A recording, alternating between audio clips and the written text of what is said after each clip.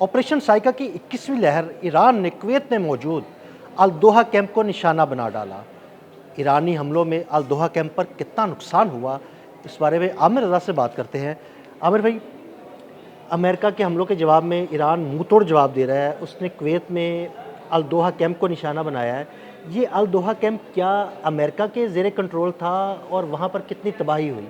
देखिए, अल दोहा कैंप जो है, पहले इसकी ज़रा हिस्ट्री आपको बता दूँ। ये जब इराक अमेरिका वॉर हुई थी तो बहुत सारे पनाहगज़ीन जो थे उनको एक कैंप में अमेरिका ने मुंतकिल किया था और उस पूरी जगह को जो है उन्होंने अपने कंट्रोल में ले लिया था। कुवैत सिटी, कुवैत जैसे मुल्क है इस तरह कुवैत सिटी भी है जो उनका दारुल हुकूमत, उसके बिल्कुल साथ जो है इन्होंने जो है इस कैंप को बनाया था।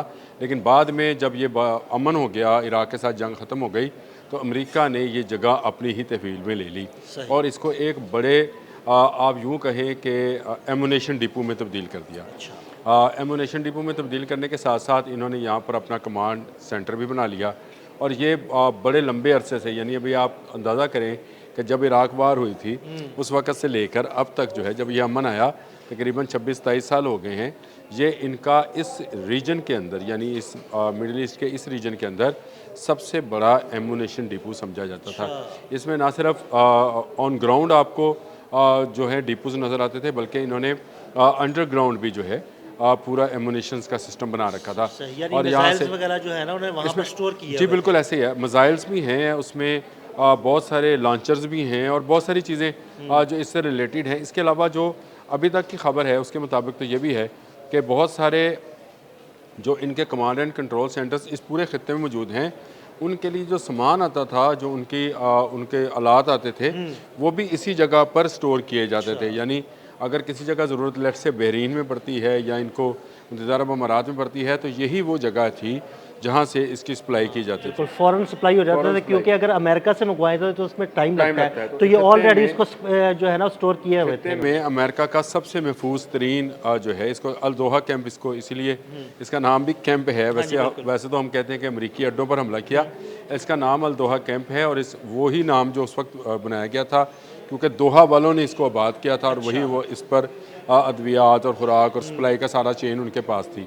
तो इसी नाम पर इसका अल दोहा कैंप को जो है बनाया गया था। लेकिन अब ये क्योंकि एक बड़े एमुनेशन डिपो का रोल प्ले कर रहा है पिछले 22-25 सालों से, तो अब इसको ईरान ने ऑपरेशन साइका के तहत जो है इस पर बिजलियाँ गिराई हैं। सिर्फ ऑपरेशन साइका नहीं, ऑपरेशन साइका की 21वीं लहर 21वीं लहर है।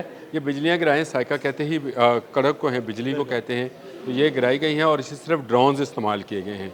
ये भी एक नई चीज़ थी कि मैं बहुत अरसा पहले भी आप बहुत से व्लॉग्स में ये कहता रहा हूँ कि स्वाम अटैक करते हैं, लेकिन इसमें इन्होंने सिर्फ ड्रोन से काम लिया है। और मेरा ख्याल है कि उनके किसी ड्रोन का नाम भी अल साइका है और शायद वही ड्रोन जो है ना इनके हिट की बिल्कुल आपने सही कहा। इनके दो प्रोजेक्ट्स हैं। एक इनका प्रोजेक्ट जहाज़ का है जो कि साइका के नाम से है, और इनका एक पायलट के बिना जो जहाज़ होते हैं, ड्रोन्स ही हैं, उसका नाम भी साइका है। लेकिन इस ऑपरेशन का नाम भी साइका है। ये इनका 21वीं लहर इसलिए है कि ये 28 फरवरी के बाद जो सिर्फ ड्रोन्स के ऑपरेशंस हैं उनको ये साइका का नाम देते हैं, जो मिसाइल्स के ऑपरेशंस हैं उनको अल नसर का नाम देते हैं। हम करते हैं ना कि नसर की इतनी, तो ये इससे समझने की सिर्फ ज़रूरत इतनी है कि जब ये नसर का नाम आए तो आप समझे कि ये मिसाइल का था और इसमें ड्रोन्स भी शामिल हो सकते हैं। और जब साइका का नाम आए तो इसका मतलब है ये ड्रोन्स हैं, इसमें मिसाइल एक आध शामिल, दो साइमल भटकाने के लिए हो सकता है। मतलब ड्रोन्स की तादाद ज़्यादा साइमल्टेनियसली, मतलब वो जब फायर करते हैं तो उसको अल नसर का नाम देते हैं, लेकिन अगर वो अलग अलग करते हैं तो फिर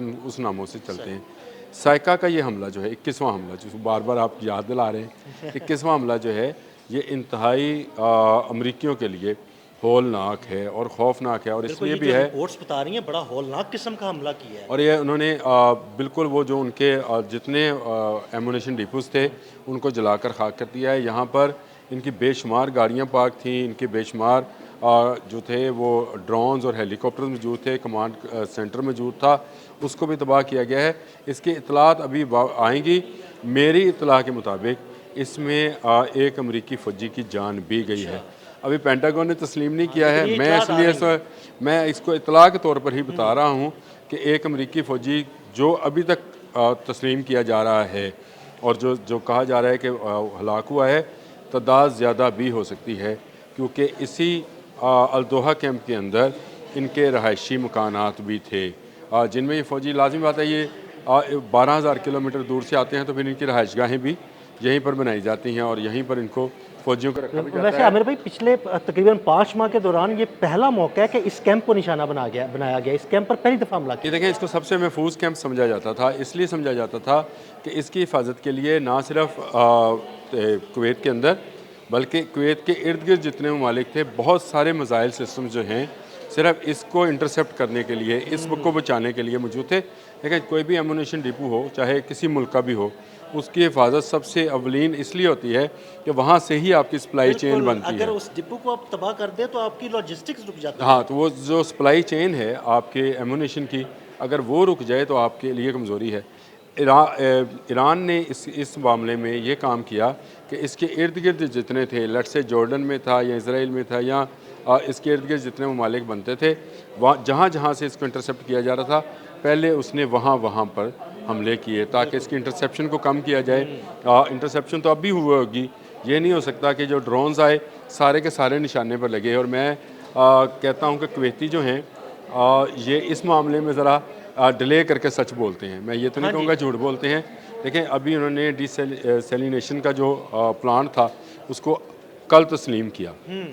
हमने ये स्टोरी दी थी तकरीबन 1 हफ़्ता 1.5 हफ़्ता पहले। वह जो उनका बिजली घर था उसका भी उन्होंने कल क्लेम तस्लीम किया।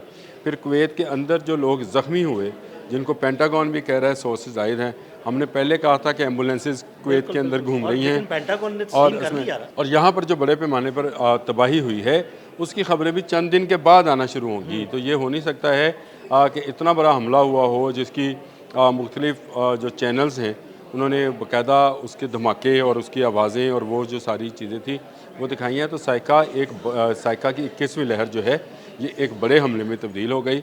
ईरान ने उसका जवाब दिया है।